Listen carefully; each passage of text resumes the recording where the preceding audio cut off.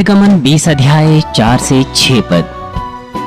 तू अपने लिए कोई मूर्ति खोद कर ना बनाना, ना किसी की प्रतिमा बनाना, जो आकाश में व पृथ्वी पर व पृथ्वी के जल में है। तू उनको दंडवत ना करना, ना उनकी उपासना करना, क्योंकि मैं तेरा परमेश्वर यहोवा जलन रखने वाला ईश्वर हूँ।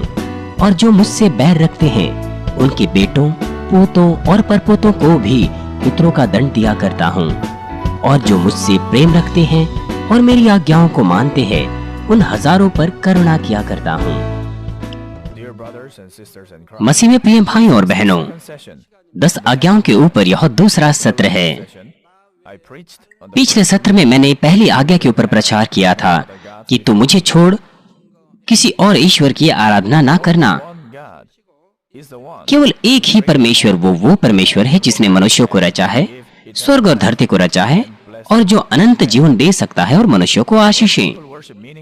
जब लोग अर्थदायी ईश्वरों की आराधना करते हैं तो वो पीड़ाओं से गुजरते हैं, शत्रु, दुष्ट और शैतान की वजह से। इसीलिए प्रेमी परमेश्वर ने हमें पहली आज्ञा दी ताकि हम केवल एकमात्र परमेश्वर की ही आराधना करें और सुरक्षा और आशीषें उसे प्राप्त करें। आज आइए हम दूसरी आज्ञा को देखेंगे जो हमें मूर्ति पूजाओं पर प्रतिबंध लगाती है। यह हमें बताती हैं कि अवश्य ही हमें कोई मूर्ति नहीं बनानी चाहिए, ना उनके सामने दंडवत करना चाहिए, ना उनकी आराधना।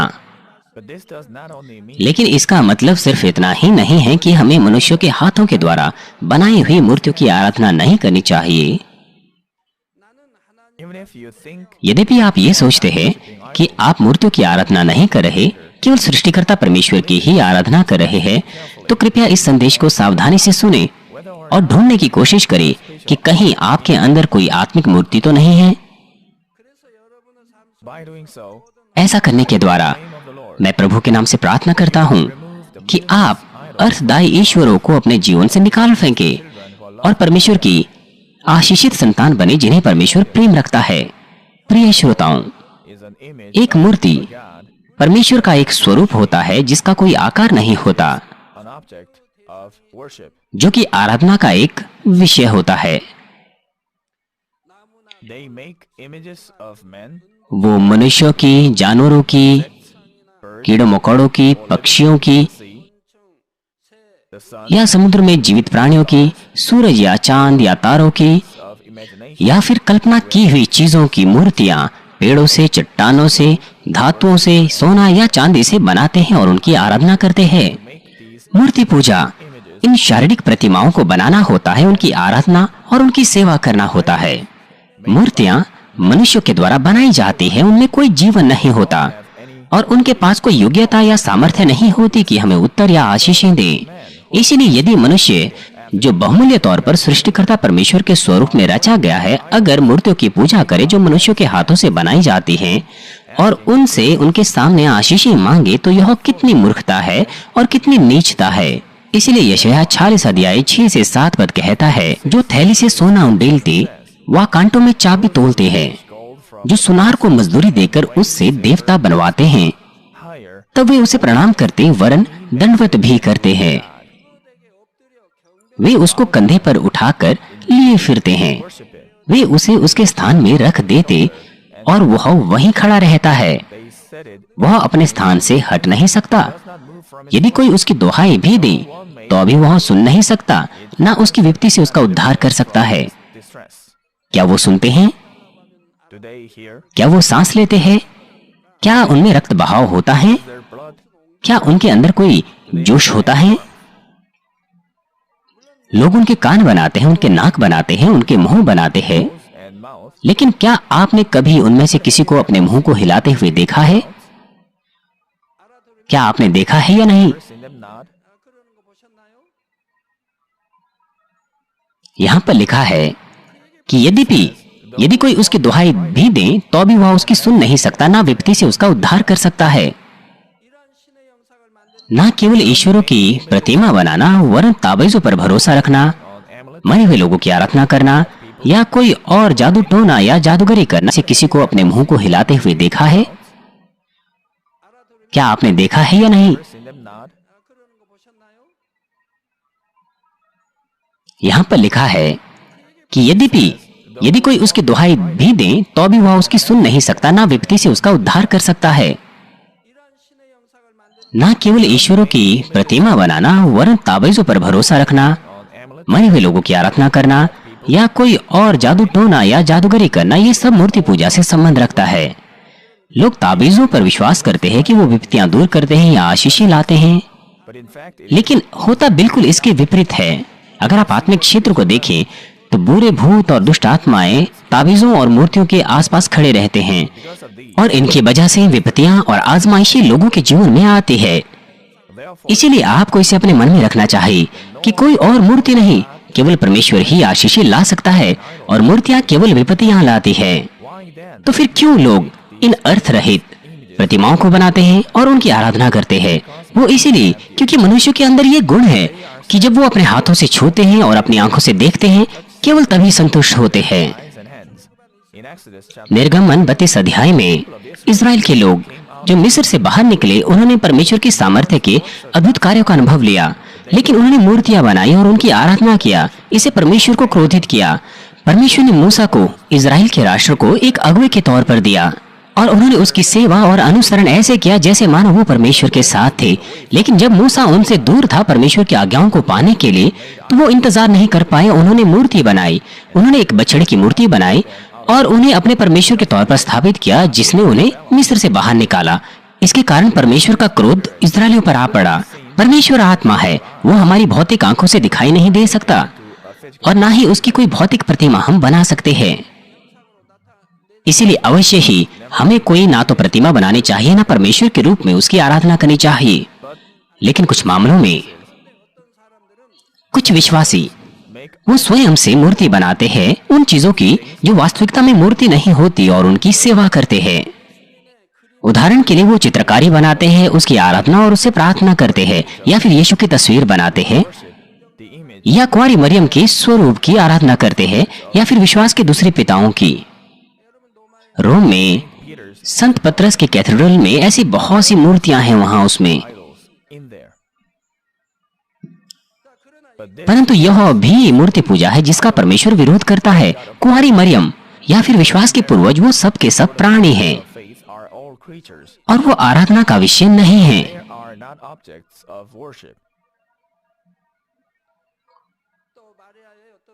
हमारा प्रभु मरियम के अंडाणु के द्वारा गर्भ में नहीं आया, उसने केवल गर्भाशय को उद्धार लिया।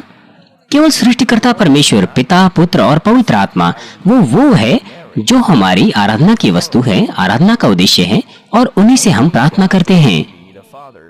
और साथ ही साथ यद्यपि वे यीशु की भी प्रतिमा बनाते हैं, लेकिन वास्तविकता में वो यीशु की प्रतिमा नहीं है, लेकिन केवल एक प्रतिमा है या उसके समान है जो किसी चित्रकार ने या फिर किसी गढ़ने वाले ने अपनी कल्पना के आधार पर बनाई है।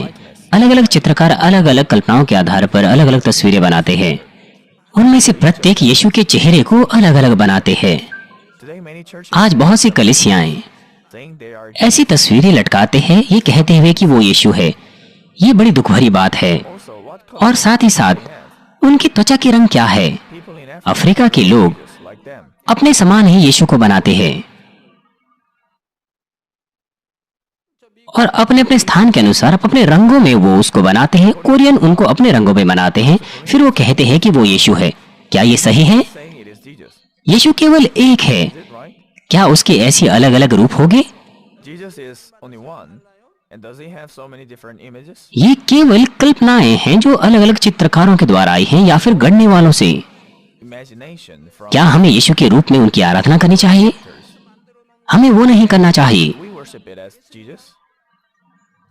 हो सकता है यदि लोग वास्तविक यीशु की फोटो ले अपने कैमरा से और अगर वो फोटो आज तक हमारे पास पहुंचता तो वो मूर्ति नहीं होती, लेकिन ऐसा अब है नहीं हमारे पास। वो सब की सब चीजें वास्तविक नहीं हैं। मान लीजिए आपके बच्चों को उनके दादा दादी की तस्वीर की आवश्यकता है जो कि मर चुके हैं, लेकिन उनके पास उनका कोई फोटो ही नहीं है। और अब वो एक चित्रकार से कहते हैं कि उनके दादा दादी की वो एक तस्वीर बनाए बिना फोटो से। वो चाहते हैं कि चित्रकार कल्पना करे और उसे बनाए। फिर यदि वो उनकी आराधना अपने दादा समझकर करे तो उनके दादा कितने गुस्सा होंगे, स्वर्ग में या नरक में। हालांकि स्वर्ग में वो गुस्सा नहीं होंगे, लेकिन ये कितनी दिल तोड़ने वाली बात है, ऐसा है या नहीं? यदि आप एक चित्रकारी करें और ये कहें कि यह सीनियर पास्टर है, और अगर आप इससे कहें कि सीनियर पास्टर मैं आपसे प्रेम करता हूं, तो ये मेरे लिए कितना हृदय विदारक होगा। जब मैं दूसरे देशों में जाता हूं, वहां पर ऐसे बहुत से चित्रकार हैं जो मेरी चित्रकारी करते हैं, लेकिन मैंने उन सब को मेरा चित्रण करने से इनकार कर दिया, सिर्फ उसको छोड़ जो रशिया से आया था, क्योंकि उसकी चित्रकारी में वास्तविकता में मैं ही दिखाई देता था। लेकिन ज्यादातर मामलों में, यहाँ तक कि बहुत अच्छे चित्रकार भी मेरी चित्रकारी करें, लेकिन मेरी दृष्टि में वो चित्रकारी मेरे समान दिखाई नहीं देती थी। यदि हम इन चीजों की आराधना करें या उनसे प्रार्थना करें, तो अंत में यह मूर्ति पूजा बन जाती है। लेकिन कुछ लोग मूर्ति पूजा को इस सीमा तक नकारते हैं कि चर्च में लगे क्रूस को भी वो मूर्ति कहते हैं। लेकिन वो कोई मूर्ति नहीं है, वरन सुसमाचार का एक चिन्ह है जिस पर हम विश्वास करते हैं। क्रूस को देखने के द्वारा हम क्या महसूस करते हैं? हम परमेश्वर का प्रेम महसूस करते हैं। यह दर्शाता है कि परमेश्वर ने अपना एक लौता पुत्र हमारे लिए प्रायश्चित का बलिदान करके दे दिया। हमें हमारे प्रभु की याद आती है जिसने हमें व्यवस्था के श्राप से मुक्त कर दिया।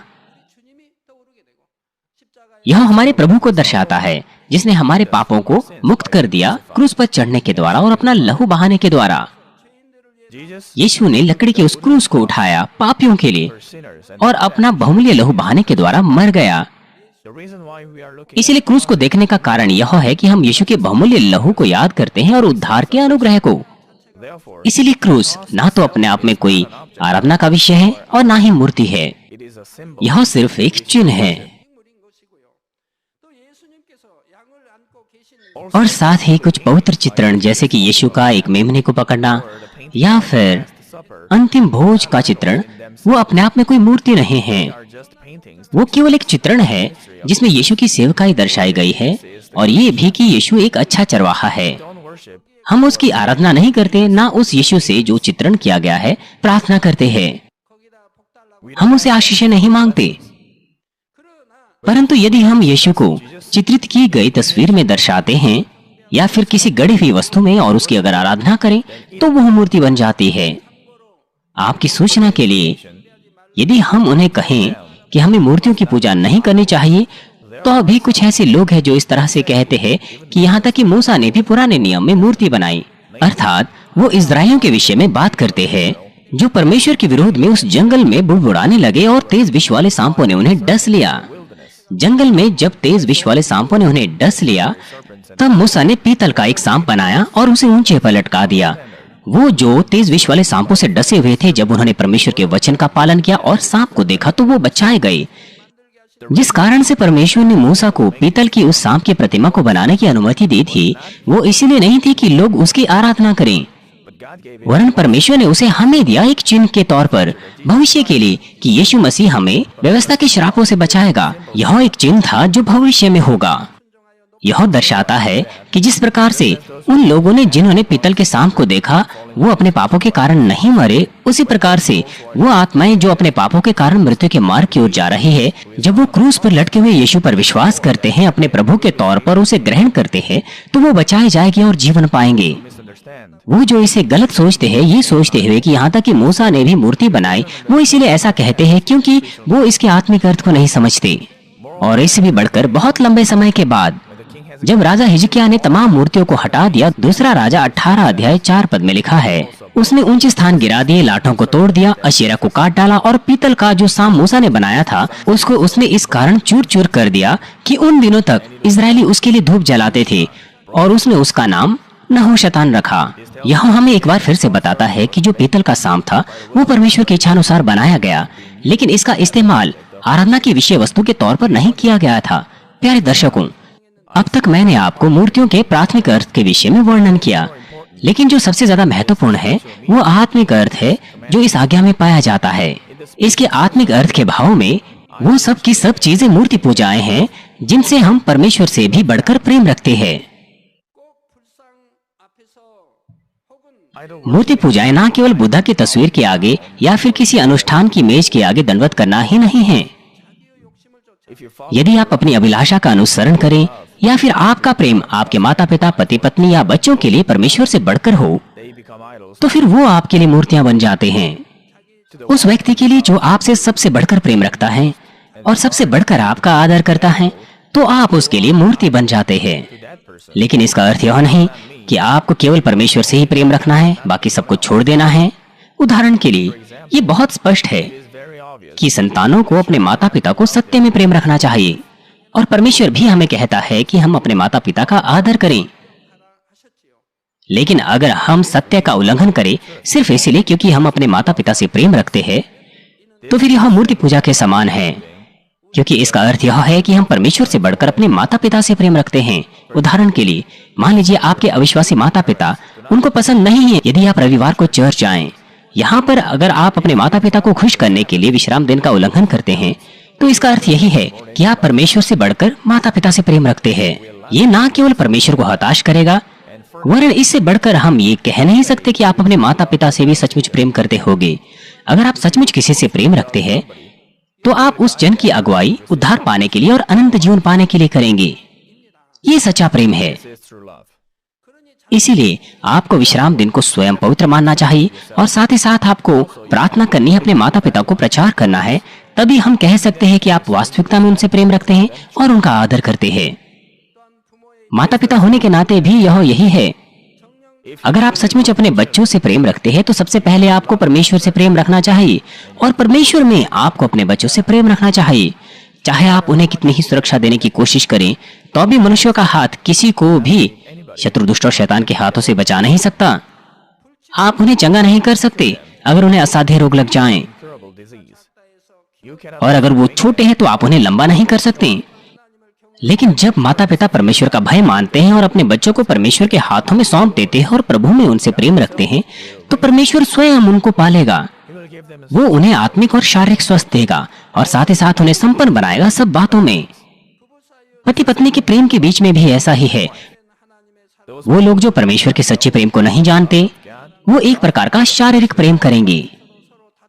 वो कहते हैं कि वो एक दूसरे से प्रेम रखते हैं, लेकिन वो एक दूसरे के साथ विवाद करते हैं, लड़ाई करते हैं, और कभी कभार उनका प्रेम बदल जाता है और वो तलाक ले लेते हैं। लेकिन अगर आप परमेश्वर में होकर प्रेम रखें, तो आप सच्चे प्रेम का अनुभव करेंगे, जो आत्मिक प्रेम है।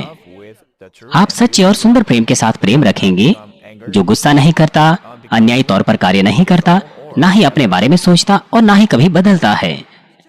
इसी प्रकार से जब हम सबसे पहले पिता परमेश्वर से प्रेम रखते हैं और उस प्रेम में होकर दूसरों से प्रेम रखते हैं, केवल तभी हम सच्चा प्रेम एक दूसरे के साथ बांट सकते हैं। इसीलिए परमेश्वर हमसे कहता है कि हम सबसे पहले उससे प्रेम रखें और मूर्तियों की पूजा ना करें। आपको गलत नहीं समझना है कि इसका अर्थ क्या है। आपको ये नहीं कहना चाहिए कि चर्च में इस तरह से सिखाया जाता है कि आप केवल परमेश्वर से प्रेम रखो, अपने परिवार से प्रेम ना रखो। 80 के दशक में कुछ ऐसा ही हुआ था। एक बच्चा अपने माँ बाप को चर्च ले आया पहली बार, और उस दिन उन्हें कलीसिया में पंजीकरण कराना था।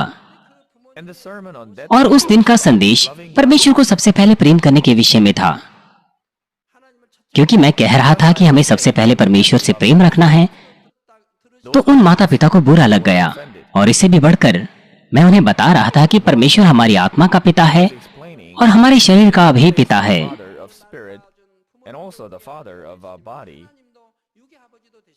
बेशक यद्यपि हमारे जन्म देने वाले पिता हमारे पिता है, लेकिन उसका कारण यह है कि परमेश्वर वो है जिसने हमारे माता पिता को जीवन का बीज दिया है, और वो बीज एकत्र होते हैं जिससे हम गर्भ में आते हैं। इसीलिए परमेश्वर हमारे शरीर का भी पिता है। और साथ ही मैंने बताया था कि हमारे शारीरिक माता पिता भी माता पिता है, लेकिन उन्हें बुरा लगा, इसलिए वो अगला हिस्सा सुन नहीं पाए। उन्होंने केवल यही याद रखा कि हमें केवल परमेश्वर को प्रेम रखना है, लेकिन उन्होंने वो नहीं सुना कि हमें अपने माता पिता का भी आदर करना चाहिए, जो संदेश के अगले हिस्से में बताया गया था।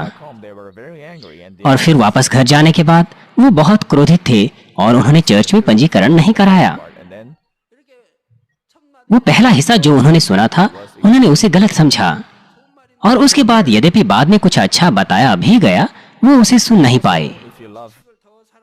money, और साथ ही knowledge, यदि आप पैसा, विख्याति या ज्ञान से प्रेम रखते हैं this has और परमेश्वर की आज्ञा को उसके कारण तोड़ते हैं, among believers. तो वह आपकी आत्मिक मूर्तियां बन जाती हैं। आज विश्वासियों में भी कुछ ऐसे लोग हैं जो परमेश्वर को बढ़कर पैसों से प्रेम रखते हैं, इसलिए वो उचित विश्राम दिन को नहीं मानते।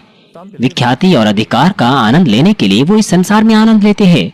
कुछ लोग विश्वासी Only they, परमेश्वर की आज्ञाओं का उल्लंघन करते हैं। they want to open their shop कुछ ऐसे विश्वासी हैं जो विश्राम दिन को केवल आधा मानते हैं। पैसों के लिए वो अपनी दुकान खोलना चाहते हैं, पैसा उनकी मूर्ति है। because of और ऐसे भी लोग हैं जो विश्राम दिन को नहीं मानते अपने अधिकार और विख्याति की वजह से, खास तौर पर राजनीतिक लोग। the opening of this church.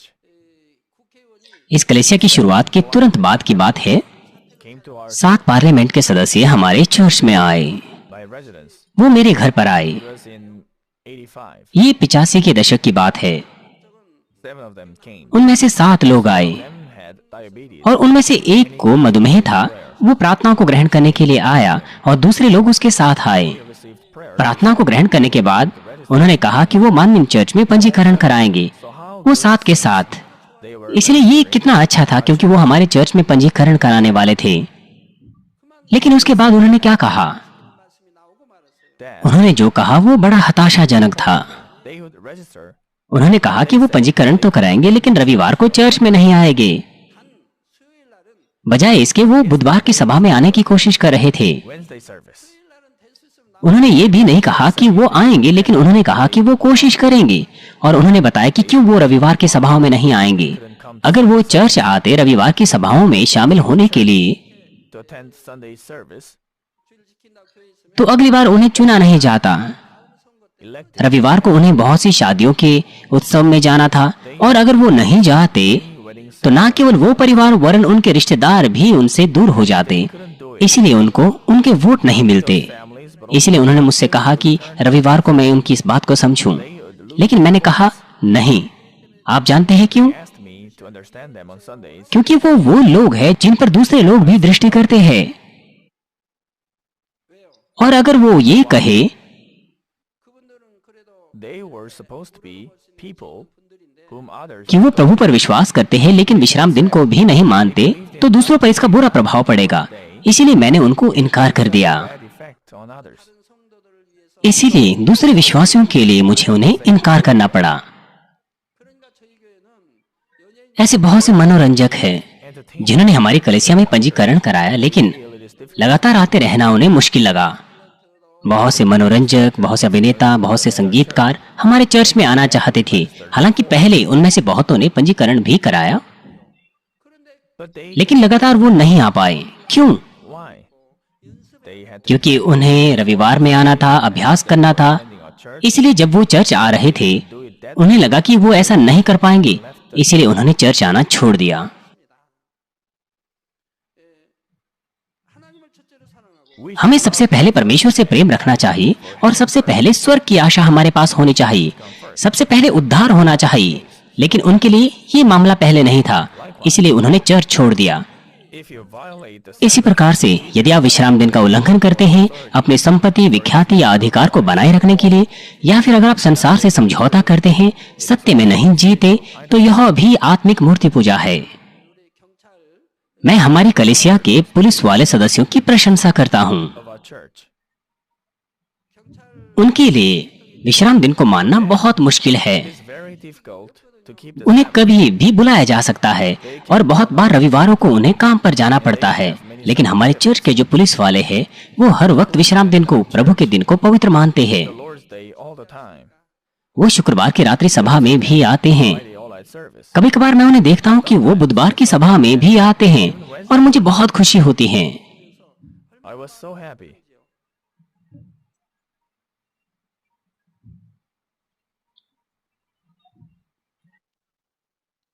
बहुत लंबे समय पहले Long ago,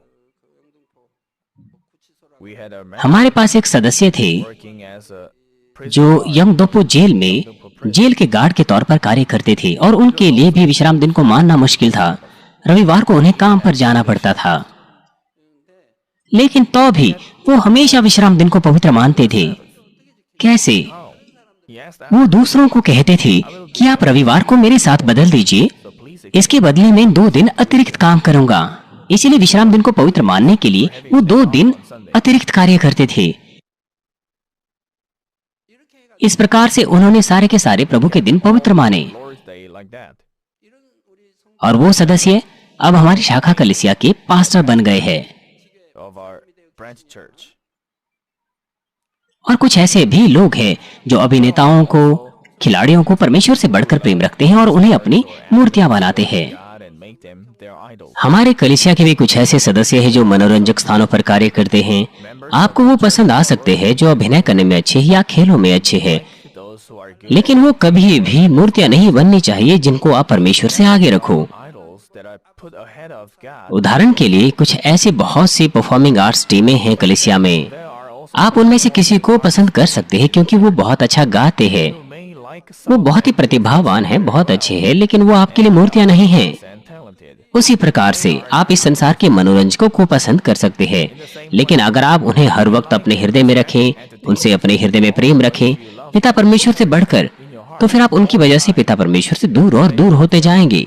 You will get farther and farther. परमेश्वर स्पष्ट तौर पर इस बात से प्रसन्न नहीं होगा। God obviously cannot be happy with this. 그러니 또한 하나님께서 기뻐하실 수가 없습니다. 그러니까 어떤 यदि आपको फुटबॉल खिलाड़ी पसंद है, मान लीजिए अगर आपको फुटबॉल पसंद है तो आप एक खिलाड़ी को पसंद कर सकते हैं जैसे कि सुंगबुन ली जो नंबर 1 खिलाड़ी है। Like Sungyup Lee, who is the. मैं ये नहीं कह रहा कि ऐसे खिलाड़ी को पसंद करना कोई बुरी बात है, I'm not saying लेकिन आप बेसबॉल को पसंद कर सकते हैं, उन खिलाड़ियों को भी पसंद कर सकते हैं और आप उनका आदर भी कर सकते हैं, आप उनसे प्रेम भी रख सकते हैं। मैं ये नहीं कह रहा कि ये बुरी बात है, लेकिन मैं ये कह रहा हूँ कि परमेश्वर से बढ़कर आप उनसे प्रेम ना रखें। bad. I'm just मान लीजिए एक खिलाड़ी रविवार को खेल रहा है more than God. Let's say और उसको खेलते हुए देखने के लिए आप विश्राम दिन का उल्लंघन करते हैं या केवल उसे आधा मानते हैं। you violate इसका मतलब यह है कि आप उस खिलाड़ी को या बेसबॉल को परमेश्वर से बढ़कर मानते हैं। मैं इन मामलों के बारे में बात कर रहा हूँ। किसी को पसंद करना, प्रेम करना कोई बुरी बात नहीं है, लेकिन जब आप किसी को परमेश्वर से बढ़कर प्रेम रखते हैं तो वह आपकी मूर्ति बन जाती है। anything or anybody more than God. परमेश्वर इससे प्रसन्न नहीं होगा। और साथ ही साथ अगर बच्चों के पास कोई गुड़िया है या कुछ ऐसा है जिसे वो बहुत पसंद करते हैं Furthermore, if children और उन चीजों के द्वारा अगर उनका हृदय पूरी तरह से आकर्षित किया जाता है तो वह चीजें उनकी मूर्तियां बन जाती है। प्रिय श्रोताओं, निर्गमन 20 अध्याय 5 से 6 पद के दूसरे हिस्से में हम उन आशीषों को उनके लिए देख सकते हैं जो मूर्ति पूजाओं पर प्रतिबंध लगाने वाले इन आयतों का पालन करते हैं, those who keep this और उन चितौनियों को भी देख सकते हैं जो इन आज्ञाओं का उल्लंघन करते हैं। those who violate यहाँ पर लिखा है कि मैं तेरा परमेश्वर यहोवा जलन रखने वाला ईश्वर हूँ, जो मुझसे बैर रखते हैं उनके बेटों पोतों और परपोतों को भी पितरों का दंड दिया करता हूँ, on the third and the fourth. और जो मुझसे प्रेम रखते हैं और मेरी आज्ञाओं को मानते हैं उन हजारों पर करुणा किया करता हूँ। To those who love me and जब परमेश्वर कहता है कि वो जलन रखने वाला है says he is तो यह जलन मनुष्यों की जलन से अलग है। from the jealousy of men.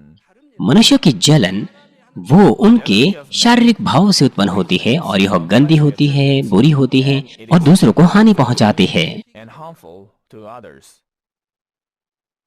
केन और हाबिल, केन को जलन हुई क्योंकि हाबिल ने अधिक प्रेम प्राप्त किया Jealous because और अंत में उनके बीच में रक्तपात हुआ। finally there was bloodshed. शत्रुता जलन से कहीं ज्यादा भयंकर चीज है Thing, और बड़ी बुराई की ओर यह ले जा सकती है। and it can lead उदाहरण के लिए इस संसार में अगर पति का प्रेम बदल जाता है, अगर वह किसी और स्त्री से प्रेम रखें और अगर पत्नी जलन रखने लग जाए तो वह अपने पति को हानि पहुंचाएंगी। jealous, she'll cause harm to her वो गुस्से से भर सकती हैं, बैर से भर सकती हैं, अपने पति से लड़ सकती हैं husband with anger and hatred. और अपने पति की इस तरह के व्यवहार की वो अफवाहें फैला सकती हैं, Spread the rumor. यहाँ तक कि अपने पति को कटघरे में भी खड़ा कर सकती हैं और उसे जेल में भी पहुंचवा सकती है। Sometimes she may even sue her husband and put him in jail. जलन और बदले की भावना जो उसके पति के विरोध में है वो प्रेम की जलन नहीं है, वो बैर की जलन है। अगर वो अपने पति से आत्मा में प्रेम रखती हैं Spirit, तो वो इस तरह से शारीरिक तौर पर जलन नहीं रखेगी, वरन वो सबसे पहले अपने आप को मुड़कर देखेंगी, सावधानी से अपनी जांच करेगी। वो सबसे पहले ये सोचेगी क्या परमेश्वर के सामने उसने सही से व्यवहार किया, क्या सत्य में अपने पति के साथ उसने व्यवहार किया। और साथ ही साथ वो अपने पति के बुरे व्यवहार को किसी को नहीं बताएगी, known to anyone वरन परमेश्वर की बुद्धि को प्राप्त करने की कोशिश करेगी कि अपने पति के बुद्धि और मन को बदल सके। of her husband. दोनों तरफ को कोशिश करनी चाहिए। आपको कोशिश करनी चाहिए ताकि आप एक दूसरे पर भरोसा रख सके, एक शांतिमय परिवार आप बना सके। Full family. 가정이 되지 않겠습니까? 성도 여러분, प्रिय श्रोताओं, Then what kind of तो फिर प्रेम में हमारा परमेश्वर किस तरह की जलन दिखाता है? वो विश्वासी जो मूर्ति पूजा करते हैं, परमेश्वर उनसे अपना मुख मोड़ लेता है। इसका मतलब यह है कि वह शत्रु, दुष्ट और शैतान को अपने काम को करने देता है कि वो उन पर कार्य करें।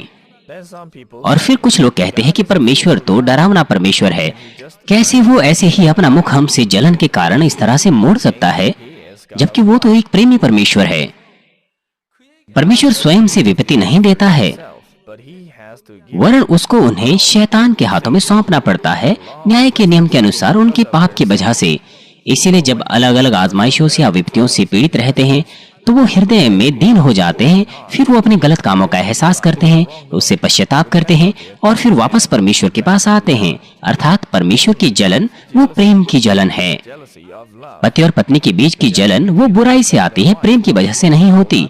लेकिन परमेश्वर की जलन वो प्रेम के कारण है। Is love. वो इसीलिए है ताकि उसकी संतान Children दुष्ट की संतान ना बने और अंधकार की संतान ना बने darkness और नरक के मार्ग में ना गिरे और नाश के मार्ग और मृत्यु के मार्ग में ना गिरे।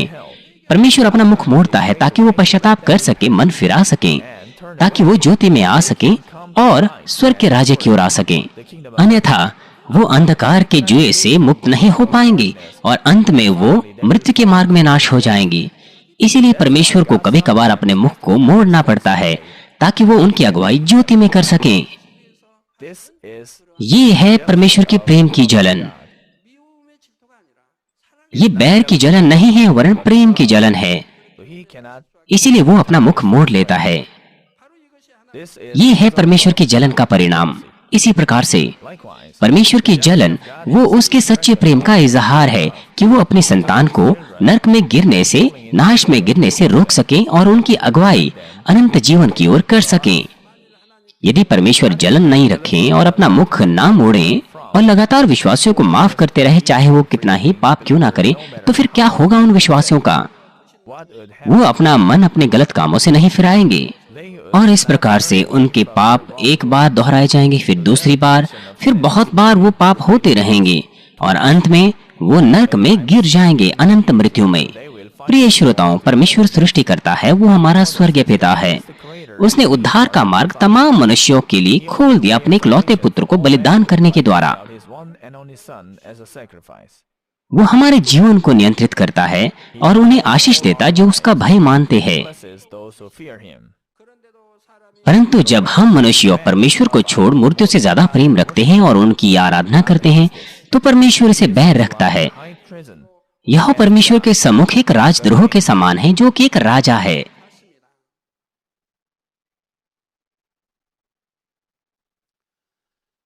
자 우상을 섬길 때 이게 आपको बहुत अच्छे से समझना चाहिए, जबकि यहाँ पर लिखा है कि मूर्ति पूजाओं का श्राप तीसरी से चौथी पीढ़ी तक जाता है। ये सिर्फ तीसरी या चौथी पीढ़ी तक ही नहीं, मान लीजिए Let's say आपके दादा ने मूर्तियों की पूजा की, उनके बच्चों ने भी मूर्तियों की पूजा की, निरंतर पोतों पर पोतों ने भी मूर्तियों की पूजा की, तो यह तीन और चौथी पीढ़ी से भी कहीं आगे निकलेगा। जब मूर्ति पूजा समाप्त हो जाती है, उस बिंदु के बाद from that तब वह तीसरी से चौथी पीढ़ी तक रहती है। 4 generations. 사실을 알아야 돼요. 이처럼 하나님은 वो जिनसे परमेश्वर इस तरह से बैर रखता है, God in this way वो दंड पाएंगे और वह दंड तीसरे और चौथी पीढ़ी तक चलता रहेगा, जैसे कि कहा गया है। as आप अपने आसपास के कुछ लोगों को देखिए। अनुमानित तौर पर आपको ऐसे लोग मिलेंगे कि वो परिवार जो मूर्ति पूजा करते हैं बहुत ज्यादा और जिन्होंने बहुत ज्यादा बुराई की है, निरंतर उनके परिवार के सदस्यों में समस्याएं रहती है। with their family members. उनमें से बहुत से असाध्य बीमारियों से ग्रसित हो जाते हैं और कुछ दूसरे ऐसे हैं जो अपंगताओं से या मानसिक विकारों से गुजरते हैं। 임하지요. यहाँ तक कि वो भूत ग्रसित भी हो सकते हैं या आत्महत्या भी कर सकते हैं।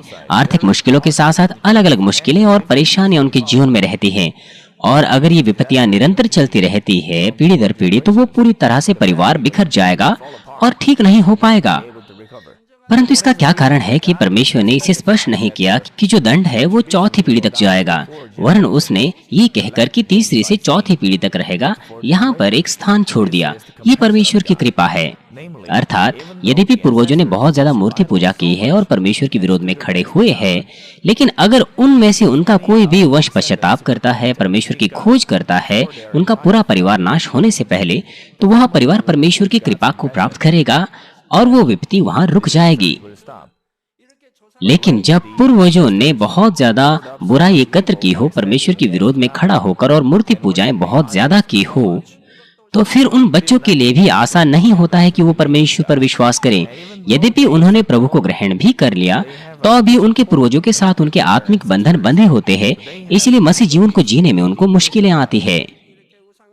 उनकी कुछ संतानें जिन्होंने मूर्ति पूजाएं बहुत की, जब वो इस कलीसिया में पंजीकरण कराते हैं, तो यद्यपि वो कोशिश करते हैं कि सभाओं के दौरान वो ना सोएं, लेकिन तो भी वो निरंतर ऊँघने लगते हैं, Because क्योंकि शत्रु दुष्ट और शैतान के साथ उनके बंधन बने हुए हैं। इसीलिए दुष्ट जो है उन्हें नींद देता है और उन्हें बाधित करता है कि वो परमेश्वर का वचन ना सुने, इसलिए अंत में वो परमेश्वर को छोड़ देते हैं। और साथ ही साथ क्योंकि परमेश्वर ने कहा है कि वो श्राप तीसरी से चौथी पीढ़ी तक जाएगा, इसीलिए जो दुष्ट है वो अपने अधिकार को जमाता है ऐसा करने के लिए। to be released from all the इसीलिए इन तमाम बंधनों को तोड़ने के लिए आपको परमेश्वर को ग्रहण करना है, प्रेम करना है परमेश्वर से और अपने पूरे हृदय से परमेश्वर से प्रार्थना करनी है। then the तब परिस्थिति बदल जाएगी। इसलिए यदि आप आत्मा को पूरी तरह से परमेश्वर के हाथों में सौंप देते हैं, तो परमेश्वर आपको अपने सच्ची पुत्र और पुत्री के तौर पर स्वीकारेंगे और शत्रु दुष्ट आपके ऊपर और अधिक कार्य नहीं कर पाएगा। उन बंधनों के कारण वो पूरी तरह से टूट जाएंगे, be cut off. वो दुष्ट से टूट जाएंगे। The devil इसीलिए क्या उनमें से कोई यहाँ पर ऐसा है जो सभा के दौरान सो जाता है, उनमें से जिन्होंने अपनी आत्मा को सौंप दिया है? नहीं। अगर उन्हें नींद आती भी है they may तो वो क्षण भर के लिए ऊँघते हैं, moment because क्योंकि उन्हें बहुत थकावट होती है उनके शरीर में। लेकिन जल्दी ही वो एहसास करते हैं कि वो सो गए हैं, इसीलिए वो अपना मन साफ करते हैं और संदेशों को सुनते हैं। they will वो परमेश्वर के वचनों को शहद के समान मीठा महसूस करते हैं कि वो सो भी नहीं सकते। आपको आत्मिक अर्थ को और आत्मिक क्षेत्र को इस तरह से समझना चाहिए। realm like यहाँ तक कि जब आप मूर्ति पूजा करते हैं, केवल मूर्ति पूजा करना और गंभीरता से मूर्ति पूजा करना वो बिल्कुल अलग है। very different. मेरी माँ भी मूर्ति पूजा करती थी, लेकिन वो उतना वास्तविक नहीं था। वो जानते भी नहीं थे कि मूर्तियाँ क्या है। Didn't even know what an idol was. वो केवल एक बड़े सप्तर्षि के सामने साफ पानी लेती थी Big dipper. और उससे प्रार्थना करती थी, क्योंकि दूसरे लोग कहते थे कि ऐसा करना अच्छा है। वो वास्तविकता में कुछ नहीं जानती थी। मैं भी उनके साथ बुद्ध के मंदिर में जाता था, But she didn't. लेकिन वो वास्तविकता में वहां पर मूर्तियों के सामने दंडवत नहीं करती थी। It was only for the family. यह एक औपचारिकता मात्र था। But there are some लेकिन कुछ ऐसे लोग हैं जो इसमें गहराई से चलते हैं। when they have children. इसलिए जब उनके बच्चे होते हैं तो वो अपने बच्चों के नाम बुद्ध के मंदिर में अंकित करते हैं, उन्हें वहां पर गाड़ते हैं, जैसे कि छतों की टाइल्स में। Then there इसलिए इसमें अंतर है जो मूर्तियों की पूजा बहुत ज्यादा करते हैं और वो जो केवल ऐसे ही करते हैं। are who simply worship. Also, if it, और अगर स्थिति इससे भी बदतर होती है तो वे ज्योतिषियों के पास हर वक्त जाते हैं, और इससे भी बढ़कर do the rituals of वे ओझाओं के रस्म रिवाजों का अनुसरण करते हैं। और इस प्रकार से इसका मतलब यह है कि वो इसमें बहुत ज्यादा डूब जाते हैं those families और उन परिवारों में हमेशा विपत्तियां आती हैं, अभाग्य उनके जीवन में रहते हैं और उनके बहुत से बच्चे abnormalities निर्बलताओं से पैदा होते हैं और उनके बच्चे दुष्ट आत्माओं से ग्रसित होते हैं। लेकिन भाग्यवश मेरे परिवार में मेरे पापा मेरे गृह भूमि को तब छोड़ गए थे जब हम 3 साल के थे, और उस क्षण के बाद हमने कोई मूर्ति पूजाएं नहीं की। यह हमारे लिए बहुत ही भाग्यवश रहा। केवल मेरी माँ कभी कभार वो बुद्ध के मंदिर में जाती थी। वास्तविकता में वो कुछ जानती नहीं थी। उसने वास्तविकता में बहुत ज्यादा उनकी आराधना नहीं की, लेकिन भाग्यवश तौर पर मेरा परिवार ठीक रहा। लेकिन मेरे चचेरे भाइयों के परिवारों में बहुत ज्यादा विपत्तियां आई और उनमें से बहुतों को बीमारियां लगी और जल्दी मर गए। उनमें से कुछों को मानसिक बीमारियां लग गई और दुष्ट आत्माओं से ग्रसित हो गए। disorders. मेरी पत्नी के परिवारों के साथ भी ऐसा ही हुआ। मेरी पत्नी के 9 भाई और बहन हैं, और वो जिन्होंने मानवीन कलीसिया में पंजीकरण कराया वो सब ठीक है, और साथ ही साथ वो जिन्होंने अच्छा मसीह जीवन जिया and those who registered उनकी संतान भी सुरक्षित है। लेकिन दूसरे परिवार वो बहुत दयनीय स्थिति में रहे, वो जल्दी मर गए, उनके बच्चे भी बीमारियों से मर गए और उनके बीच में तलाक हो गए, परिवार नाश हो गए क्योंकि उन्होंने इतनी ज्यादा मूर्तियों की पूजाएं की। children die of diseases इसीलिए अगर आपके माता पिता या पूर्वजों ने बहुत ज्यादा मूर्ति पूजाएं की हैं, they worshipped. तो आप परमेश्वर पर स्थिरता से विश्वास करें, बहुत अच्छा मसीह जीवन जिए, If your parents or तो ancestors वह बंधन टूट जाएंगे, शत्रु दुष्ट और शैतान आपको छोड़ देंगे। इसीलिए मैं आपको बताता हूँ कि आप अपने नाम मिटा दीजिए अगर वो बुद्ध के मंदिर में लिखे गए हैं। the enemy devil and Satan will leave you. That's why I tell you to erase your names if they are written in the Buddhist temples. 이름을 지우고 종에 기록돼 지우고 Many of you erased your names that had been written on the bells. क्या आपको पता है कि क्यों मैं आपको बताता हूँ कि आप उसे मिटाएं? हो सकता है आप अच्छा जीवन जिए, लेकिन तो भी मैं आपको बताता हूँ Christian life. कि आप उन्हें मिटाएं, क्योंकि ऐसा करने के द्वारा शत्रु दुष्ट और शैतान पूरी तरह से छोड़ देगा। The enemy devil will अगर आपके पास उस प्रकार का समर्पण है तो वो महसूस करेगी कि अब वो और अधिक आपको लालसा में नहीं डाल सकते, वो अपनी ताकत खो देंगे। anymore. So they will lose the strength. 끊을 때는 확실하게 끊어버리라. यहाँ तक कि अगर वो आपको बाधित करने की कोशिश भी करेंगे तो पहले के समान वो इतना ज्यादा आपको नहीं कर पाएंगे, अंत में वो आपको छोड़कर चले जाएंगे। That's why if you want to cut off इसीलिए इन बंधनों को तोड़ने के लिए तो आपको उसे पूरी तरह से करना है, यहाँ तक कि दूसरे मंदिरों में लिखे हुए नाम को भी मिटाने के द्वारा। 그래서 바로 그런 끈으로 인해서 और दूसरी तरफ अगर आप विश्वास में गुनगुने हैं in faith, तो यह तीसरे से चौथी पीढ़ी तक चलेगा। और उस बंधन के कारण शत्रु दुष्ट और शैतान निरंतर आप पर दोष लगाते हैं और फिर उन्हें बाधित करते हैं कि उनके पास विश्वास ना हो in order to और उन्हें अभिलाषा में डालते हैं कि फिर से मृत्यु की ओर ले जाएं। यहाँ तक कि ऐसी परिस्थितियों में भी अगर अपने पूर्वजों की ओर से उनके पापों के लिए क्षमा मांगे, दीन हृदय से परमेश्वर की कृपा मांगे अपनी बुराई को दूर करते हुए, तो निश्चित तौर पर वो सुरक्षित रहेंगे परमेश्वर के अनुग्रह के द्वारा। प्रेरित पौलुस ने विश्वासियों को सताया जो मसीह में विश्वासी थे और उन्हें जेल में डाला। वो इसीलिए था क्योंकि वास्तविकता में वो कभी प्रभु से नहीं मिला, लेकिन जब उसने प्रभु की आवाज को सुना और प्रभु से मिला तो उसने तुरंत पश्चाताप किया और प्रभु की सेवा अपने पूरे जीवन भर की जब तक कि वो शहीद ना हो गया। it's the same. ये एक समान है। मेरे माता पिता ने मूर्तियों की पूजा की उचित तौर पर जाने बगैर। वास्तविकता में मेरे पिता ने मूर्तियों की पूजा नहीं की, मेरी माँ ने की। But when she लेकिन जब उन्होंने सुना कि मैं चंगा हो गया हूँ, जब मैं चर्च गया तो उन्होंने सारी की सारी चीजें जो मूर्तियों से जुड़ी हुई थी निकाल फेंकी 그런 거 다 버려버리신 거예요. 그 듣는 순간에 और फिर उन्होंने तुरंत चर्च आना शुरू किया। 이렇게 우상을 생겨 हालांकि उन्होंने मूर्तियों की पूजा की, लेकिन उन्होंने ऐसे ही की, without getting वो ज्यादा गंभीरता से उन्होंने नहीं की। इसीलिए जब उन्होंने सुना कि मैं चर्च में चंगा हुआ हूँ तो उन्होंने उन्हें तुरंत निकाल फेंका और वो तुरंत चर्च आई। इसलिए वो जो श्राप है वो तीसरी से चौथी पीढ़ी तक नहीं आया, वरन हम परमेश्वर में सुरक्षित रहे। दूसरी ओर वो जो परमेश्वर से प्रेम रखते उसकी आज्ञाएं मानते हैं वो परमेश्वर का अनुग्रह पाएंगे हजारों पीढ़ियों तक। for 1,000 विपत्तियां केवल तीसरी से चौथी पीढ़ी तक आती हैं, लेकिन जो आशीषें हैं वो हजारों पर आती है, हजार पीढ़ियों पर आती है। generations. ये देखने के द्वारा हम एक बार फिर से परमेश्वर के प्रेम को महसूस कर सकते हैं जो इस आयत में है। आइए इस संदेश का सारांश मैं आपको दूंगा। प्रिय श्रोताओं, अगर आप मूर्ति पूजा नहीं करेंगे, परमेश्वर का भय मानेंगे तो आप आशीष पाएंगे और आपके वंशज भी।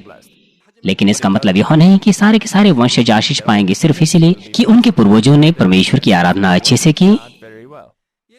For example, उदाहरण के लिए अब्राहम जो विश्वास का पूर्वज है, was loved by God. परमेश्वर ने बहुत ज्यादा उसे प्रेम रखा और परमेश्वर ने उससे प्रतिज्ञा दी कि परमेश्वर उसके वंशजों को बहुत पीढ़ियों तक आशीष देगा।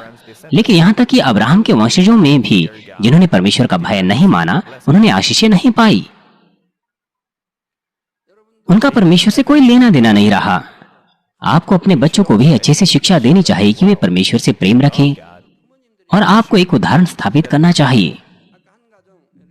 One family एक परिवार मुझसे मिलने आया see me और वो परिवार एक बहुत सुंदर और शांतिमय परिवार है। and peaceful family. 평안 아름다운 가정이에요. पत्नी ने इस तरह से कहा, Following. उसने कहा She said that she was वो 3 दिन तक उपवास में थी न्यूयॉर्क क्रूसेड के दौरान, for crusade. और उसके बच्चों ने भी उसके साथ उपवास किया। ये देखकर कि उनकी माँ उपवास में है, उन बच्चों ने भी अपनी माँ का अनुसरण किया और साथ ही साथ उसके पति ने भी उसकी मदद की और उसके साथ उपवास किया। With her. 이게 자기가 금식하고 उसने बच्चों को नहीं कहा कि वो उपवास रखें, लेकिन स्वयं सेवक होकर वो उपवास में शामिल हो गए उनके साथ, और उनके पति ने भी उनकी बहुत मदद की। a lot.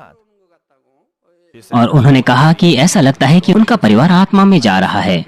मैं बहुत खुश हुआ। बिल्कुल, उनका परिवार आत्मा में जा रहा है।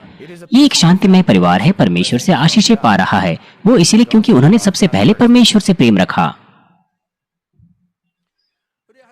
यदि आप ऐसे परिवार देखते हैं जो सबसे पहले परमेश्वर से प्रेम रखते हैं, तो आप एहसास करते हैं कि वो बिल्कुल भी हॉस्पिटल नहीं जाते, वो कोई दवाएं नहीं खाते, वो बीमार नहीं होते। यहाँ तक कि अगर होते भी हैं अपनी गलतियों की वजह से, तो वो प्रार्थनाओं को एक ही बार ग्रहण करने से चंगे हो जाते हैं। आप इस बात के गवाह हैं। यदि आप सबसे पहले परमेश्वर से प्रेम रखेंगे, तो आप स्पष्ट तौर पर अपने बच्चों से भी प्रेम रखेंगे, और वो परिवार परमेश्वर से सुरक्षा पाएगा। वो किसी विपत्ति या दुर्घटना का सामना नहीं करेंगे। वो हर प्रकार की बीमारियों से सुरक्षित रहेंगे। आप इसे अच्छे से जानते हैं स्वयं से। very well, yourself. हो सकता है एक परिवार जो परमेश्वर पर अच्छे से विश्वास रखता हो, लेकिन एक सदस्य बीमार हो गया। वो इसलिए क्योंकि कभी कभार पत्नी या तो अपने बच्चों की वजह से या अपने पति की वजह से मुश्किल में आ जाती है। वो इसलिए क्योंकि वो अपने बच्चों को अच्छे से नहीं सिखाते। लेकिन यहाँ तक कि ऐसे मामलों में भी परमेश्वर सिर्फ दर्द ही नहीं देता है, वरन उस दर्द के द्वारा वो परमेश्वर को और भी अधिक प्रेम करते हैं और उसके प्रेम का एहसास करते हैं। God more and realize His love. 인도해 가시는 걸 봅니다. और साथ ही साथ परमेश्वर उनकी अगुवाई इसके द्वारा बेहतर स्वर्गीय स्थानों की ओर करते हैं। 인도해 가시는 걸 봐요. They don't उन्हें वास्तविकता में इस संसार में रहने की जरूरत नहीं है, परमेश्वर उन्हें बेहतर स्वर्गीय स्थानों में ले जाता है। David दाऊद ने परमेश्वर से अत्यंत प्रेम रखा, promised them to और परमेश्वर ने उसे प्रतिज्ञा दी कि वो उसके वंशजों को आशीष देगा। God had लेकिन दाऊद के वो वंश जिन्होंने परमेश्वर को छोड़ दिया, उनका उस आशीषों की प्रतिज्ञा से कोई लेना देना नहीं था। truth. केवल वही जिन्होंने परमेश्वर से प्रेम रखा और सत्य में रहे और मूर्ति पूजाओं में दबित नहीं हुए, केवल वही सारी की सारी आशीषें प्राप्त कर पाए जो पिछली पीढ़ी से एकत्र हुई थी और उन तक आई। अगर माता पिता आशीषें एकत्र करते हैं तो वो उनके बच्चों पर भी जाते हैं। अगर आपके पूर्वजों ने आशीषें एकत्र की हैं, तो यह आपके बच्चों के ऊपर आएगी। But if they children लेकिन अगर वो बच्चे परमेश्वर का भय ना माने, तो फिर वो आशीषें उनके ऊपर नहीं आएंगी। मुझे आशा है कि इस संदेश के द्वारा आप कभी भी अपने लिए कोई मूर्ति नहीं बनाएंगे, ना उनकी आराधना करेंगे। ऐसा करने के द्वारा मैं प्रभु के नाम से प्रार्थना करता हूँ कि आप बहुतायत के साथ आशीषें पाएं और आनंद करें, जिसकी प्रतिज्ञा 1000 पीढ़ियों के लिए की गई है। God is not seen in our eyes. परमेश्वर हमारी आंखों से नहीं दिखता, लेकिन हम अपना मसीह जीवन ऐसे जिए जैसे मानो हम उसे देख रहे हैं। क्यों? So many signs of क्योंकि हम बहुत से चिन्हों और आश्चर्य कर्मों को देख रहे हैं, परमेश्वर के सामर्थ्य कामों को देख रहे हैं जो केवल वही कर सकता है। और साथ ही साथ आप यह भी अनुभव कर रहे हैं कि अगर आप वचन के अनुसार जिए और सबसे पहले परमेश्वर से प्रेम रखें, यहाँ तक कि 10 और 20 सालों में भी आप हर प्रकार के अभाग्य और दुर्घटनाओं से और विपत्तियों से सुरक्षित रहते हैं। और यहाँ तक कि आपके बच्चे भी सुरक्षित रहते हैं। यदि आपके बच्चे विश्राम दिन को पवित्र माने और परमेश्वर से प्रेम रखें, तो आप देखते हैं कि आपके बच्चे और तमाम परिवार के सदस्य परमेश्वर के द्वारा सुरक्षा पाते हैं। लेकिन अगर परिवार का एक सदस्य परमेश्वर का भय ना माने या विश्राम दिन को पवित्र ना माने, तो वह परिवार सुरक्षित नहीं रह सकता। just by सिर्फ ये देखने के द्वारा हम देख सकते हैं कि सर्वशक्तिमान परमेश्वर कितना ज्यादा हमसे प्रेम रखता है और वह अपनी धधकती आंखों के द्वारा हमें देखता है। although हालांकि हम कोई मूर्ति नहीं बनाते, ना उसकी पूजा करते हैं, लेकिन तो भी हम देख सकते हैं कि परमेश्वर सर्वशक्तिमान है और जीवित है और वो हमसे बहुत प्रेम रखता है और बाइबल सत्य है, न केवल बातों के द्वारा, वरन आप इसका अनुभव कर रहे हैं।